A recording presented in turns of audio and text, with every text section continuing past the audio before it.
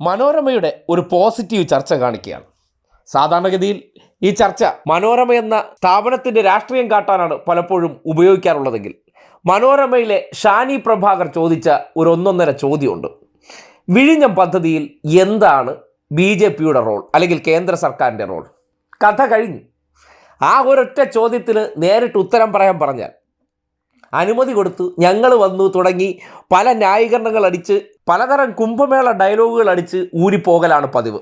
തിരിച്ചങ്ങോട്ടുള്ള ചോദ്യങ്ങളില്ലല്ലോ. പക്ഷേ ഷാനി ഒന്ന് കടിപ്പിച്ചപ്പോൾ ഒരു സംഖ്യയുടെ ഉള്ളിലെ യഥാർത്ഥ മുന്നേ എടുത്ത് പുറത്തു ചാടി. എന്തിനാണ് കേന്ദ്ര സർക്കാർ ഒറ്റയ്ക്ക് ക്രെഡിറ്റ് എടുക്കാൻ ശ്രമിച്ചത്? നൽകിയ പരസ്യത്തിൽ ഇത് കേരളത്തിലെ ഏതെങ്കിലും സർക്കാരിനോ മുന്നണികൾക്കോ ഇപ്പോഴുള്ള സർക്കാരിനോ എന്തെങ്കിലും പങ്കുണ്ടെന്ന് ഒരു സൂചന പോലും ഉണ്ടായിരുന്നില്ലല്ലോ. BJPയുടെ സംസ്ഥാന അധ്യക്ഷനെ പങ്കെടുപ്പിക്കണമെന്ന് ഇവിടുന്ന് പാർട്ടി അങ്ങോട്ട് ആവശ്യപ്പെട്ടതാണോ, PMO ഇങ്ങോട്ട് ആവശ്യപ്പെട്ടതാണോ? നിങ്ങൾക്ക് എന്തിന്റെ പ്രശ്നമാണ് ഷാനി? ഇത് വെറുതെ തമ്മിൽ തീരെ തമ്മിൽ തല്ലിക്കാത്ത ആൾക്കാരാണോ നിങ്ങൾ? ഇന്ന് നിങ്ങളുടെ ഈ നന്നായി സംസാരിച്ചുകൊണ്ടിരിക്കുകയാണോ? നമ്മൾ പോസിറ്റീവായി സംസാരിച്ചുകൊണ്ടിരിക്കുകയാണ്. നല്ലൊരു പരിപാടി നടക്കുന്ന ദിവസം അംഗീകരിക്കാൻ ബുദ്ധിമുട്ടുള്ള ആളുകൾ ആരാണെന്ന് അറിയണമെങ്കിൽ ഇന്ന് താങ്കളുടെ പാർട്ടിയുടെ തന്നെ ശ്രീവിലാസ് ബാബു നാടൻ ഭാഷ എന്ന മട്ടിൽ അപമര്യാദയായി സംസാരിക്കാൻ നടക്കില്ല. അത് വേറെ കാര്യം. ശ്രീവിലാസ് ബാബു, അതായത് കൃത്യമായ ചോദ്യങ്ങൾ വരുമ്പോൾ നമുക്ക് അതിനെ മറികടക്കാൻ വേണ്ടി നിങ്ങൾക്ക് ഇത്തരത്തിൽ നാടൻ ഭാഷ എടുത്തുകൊണ്ടൊരു കാര്യമില്ല. താങ്കൾ പറയുന്നത് ശരിയാണെങ്കിൽ താങ്കളുടെ പാർട്ടിയുടെ മുൻ അധ്യക്ഷനടക്കം ഇന്ന് എന്തൊക്കെയാണ് ഫേസ്ബുക്കിൽ കുറിച്ചിരിക്കുന്നത്? നല്ല കാര്യങ്ങൾ മാത്രം പറയാനോ? അല്ല, കുശുമ്പ് പറയാൻ നിങ്ങൾക്ക് ഈ പദ്ധതിയിൽ എന്താണ് കാര്യം? നിങ്ങൾ ഈ വിഴിഞ്ഞം പദ്ധതിയിൽ നിങ്ങൾ എന്താണ് ചെയ്തത്? നിങ്ങൾ ഇതിനെ ക്രെഡിറ്റ് ഒക്കെ എടുത്ത് ഭയങ്കര പോസിറ്റീവായി ഇപ്പോൾ കേരളത്തിന്റെ വികസിത ഭാവിയെ കുറിച്ച് സംസാരിക്കാൻ നിങ്ങൾക്ക് ഈ പദ്ധതിയിൽ എന്താണ് റോൾ? നിങ്ങൾ കേരളത്തിന് വേണ്ടി എന്താണ് ചെയ്തത് ഈ പദ്ധതിയിൽ? അത്രയ്ക്ക് പോസിറ്റിവിറ്റി നിറയ്ക്കല്ലേ തലേദിവസം വന്നിട്ട്? എന്റെ പൊന്നു ഷാനിയ, അല്ല അയ്യോ, ഷാനിയുടെ സമ്മതോ ഷാനിയുടെ തിട്ടൂരൊന്നും വേണ്ട. എനിക്ക് പോസിറ്റിവിറ്റി നിറയ്ക്കാനും പോസിറ്റിവിറ്റി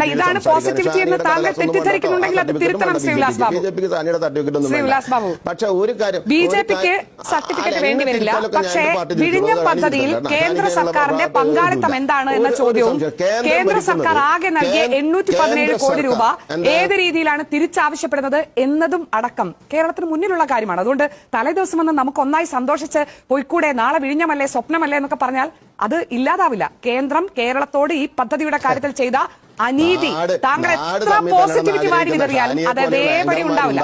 തന്നെ പരസ്പര വിരോധം മാത്രമേ ഉണ്ടാവുകയുള്ളൂ. അല്ല, ശ്രീ ഉല്ലാസ് ബാബുവിനെ പോലെ കേന്ദ്രത്തിന്റെ വികസിത ഭാരതത്തിന്റെ ഭാഗമായിട്ടുള്ള പ്രവർത്തനത്തിൽ വികസിത ഭാരതത്തിന്റെ ഭാഗമായുള്ള പ്രവർത്തനത്തിൽ രാജ്യത്തെ അവരാരെങ്കിലും ഇതുപോലെ സംസാരിച്ചോ? ശ്രീവിലാസ് ബാബു, അവരാരെങ്കിലും ഇത്തരത്തിലാണോ സംസാരിക്കുന്നത്?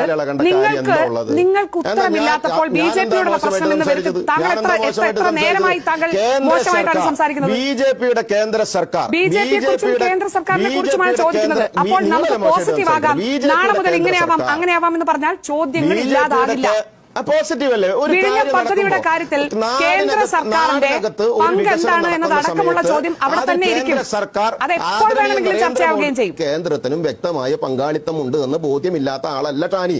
അത് അംഗീകരിക്കാതിരിക്കുന്നത് നിങ്ങളുടെ രാഷ്ട്രീയമായിരിക്കും. വ്യക്തമായ പങ്കാളിത്തം എന്നത് അമൂർത്തമായ ഒരു സങ്കല്പമല്ല. ശ്രീ MV ഗോവിന്ദന്റെ ഭാഷയിൽ പറഞ്ഞാൽ നമ്മുടെ മുന്നിലുള്ളത് വികസിത ഭാരതത്തിന്റെ ഭാഗമായുള്ള ഈ പ്രവൃത്തിയിൽ കേന്ദ്ര സർക്കാർ 817 കോടി രൂപ വയബിലിറ്റി ഗ്യാപ് ഫണ്ടായി നൽകിയിട്ടുണ്ട്. മറ്റ് സംസ്ഥാനങ്ങൾക്കെല്ലാം അത് ഗ്രാൻഡായി നൽകുമ്പോൾ കേരളത്തിന് മാത്രം തിരിച്ചടയ്ക്കണം വായ്പയാണ് എന്ന് പറഞ്ഞാണ് നൽകിയിട്ടുള്ളത് എന്നത് നമ്മുടെ മുന്നിലുള്ള യാഥാർത്ഥ്യം.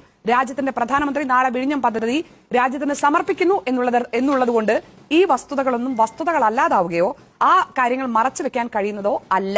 ഇത്രയേ ഉള്ളൂ.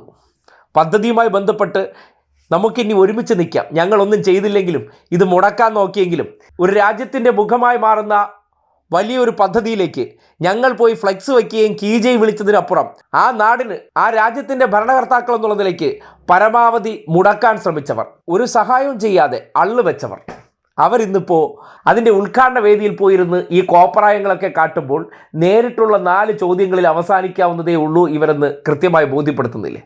ഇതുപോലെ ചോദ്യം ചോദിക്കാമെന്നുണ്ടെങ്കിൽ അതിന് ഉത്തരം മുട്ടുമ്പോഴാണല്ലോ പലപ്പോഴും ഇമാതിരിയുള്ള ആക്ഷനും അല്ലെങ്കിൽ വ്യക്തിപരമായിട്ടുള്ള അധിക്ഷേപങ്ങളിലേക്കൊക്കെ ചെല്ലുന്നത്. കാര്യം എന്താണ് നിങ്ങൾ ചെയ്തത് എന്നതിനെക്കുറിച്ച് വിശദീകരിക്കാൻ പറയുമ്പോൾ നഖമുരച്ച് കാണിക്കുന്നു. നാടൻ പ്രയോഗങ്ങളൊക്കെ എടുത്ത് മുന്നാക്കളി ഇറക്കി രക്ഷപ്പെടാനുള്ള ആ ശ്രമത്തിലുണ്ട് സംഘപരിവാറിന്. ഈ പോർട്ടുമായി ബന്ധപ്പെട്ട് ഒരു അവകാശവാദത്തിന് യോഗ്യതയില്ല. പിന്നെ കൊത്തിയ പാമ്പിനെ കൊണ്ട് വിഷമിറക്കിക്കണം. അതുകൊണ്ട് ഉദ്ഘാടനം ചെയ്യാൻ വിളിച്ചു. ജലമെട്രോ നമ്മുടെ നാട്ടിൽ രാജ്യത്താദ്യമായി ഉദ്ഘാടനം ചെയ്യിച്ചു. ആരെക്കൊണ്ട്? വിശ്വഗുരുവിനെ കൊണ്ട് തന്നെ. അതുപോലെ ഇതും നമ്മൾ ചെയ്യിച്ചു. എന്തിനു വേണ്ടി? ഈ രാജ്യത്തിൻ്റെ ഭാഗമായി നിൽക്കുന്നത് കൊണ്ട് അതിനെ മുടക്കാൻ ശ്രമിച്ച വ്യക്തികളെ കൊണ്ട് തന്നെ അത് ചെയ്യിച്ചിട്ട് നിങ്ങൾ വിചാരിച്ചാൽ തടയാൻ പറ്റുന്നതല്ല ഇതൊന്നുമുള്ള ശക്തമായിട്ടുള്ള സന്ദേശം അവരെ കാണിച്ച് ബോധ്യപ്പെടുത്തുകയാണ്. അല്ലെങ്കിൽ നിങ്ങളുടെ ഔദാര്യമില്ലെങ്കിലും ഇവിടെ കാര്യങ്ങളൊക്കെ നല്ല വൃത്തിക്ക് നടപ്പാക്കാൻ ശേഷിയുള്ളവരാണ് ഇവിടെ ഉള്ളതെന്നും അവരെ മുന്നിൽ തെളിയിച്ച് കാണിക്കുക എന്നുള്ളതാണല്ലോ ഒരു തരം ഹീറോയിസം. അത് തന്നെയാണ് പിണറായി ചെയ്തിരിക്കുന്നതെന്ന് വളരെ കൃത്യമായി ബോധ്യപ്പെടുകയാണ്. അത് മനോരമ ചർച്ചയിലൂടെ എന്താണ് സംഘപരിവാറിൻ്റെ ഇതിലെ റോളെന്ന് ചോദിച്ചാൽ ഇത്ര മാത്രം കേട്ടാൽ നിങ്ങൾക്ക് എല്ലാത്തിലും ഉത്തരമുണ്ടാകും.